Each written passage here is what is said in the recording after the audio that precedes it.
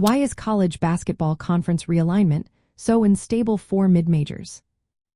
Imagine a game where the teams keep changing courts mid-play, and you never know which team will stay or leave. That's what conference realignment feels like for mid-major college basketball programs. These schools often find themselves caught in a whirlwind of shifting memberships, and it's not just about sports. It's about money, geography, and the power plays of bigger schools. Mid-major conferences usually have smaller budgets and less media coverage than the big leagues like the Atlantic Coast Conference, Big Ten, or Southeastern Conference. Because of this, mid-major teams struggle to keep their best players or attract top recruits when bigger conferences come calling. They often get offers to move up, promising more exposure and bigger paychecks, which makes them vulnerable to losing their top programs. When power conferences decide to expand, they often poach teams from mid-major leagues. For example, when Texas and Oklahoma left the Big 12 Conference for the Southeastern Conference, it caused a chain reaction. Other conferences had to scramble to fill gaps, and mid-major leagues felt the ripple effects.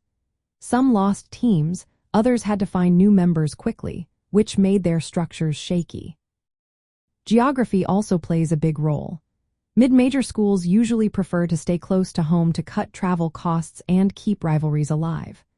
But when teams switch conferences for financial reasons, they might end up in a league that's spread out across the country. This increases travel expenses and complicates scheduling, which mid-majors often can't afford. Finding new teams to join these leagues is another challenge.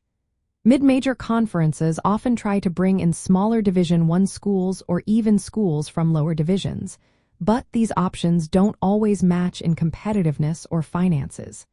Sometimes they have to settle for less, which weakens the league even more. Legal issues also add to the instability. When schools or conferences want to leave, they face exit fees, lawsuits, and negotiations over shared assets. Mid-major programs usually lack the legal muscle to navigate these hurdles smoothly, which can delay or block moves altogether.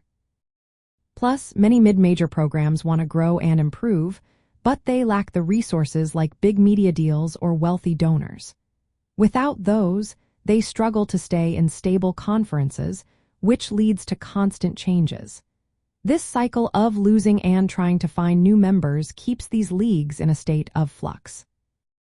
In the end, the instability comes down to a mix of financial gaps, domino effects from bigger schools' moves, geographic mismatches, limited options for new members, legal complications, and the gap between ambition and resources.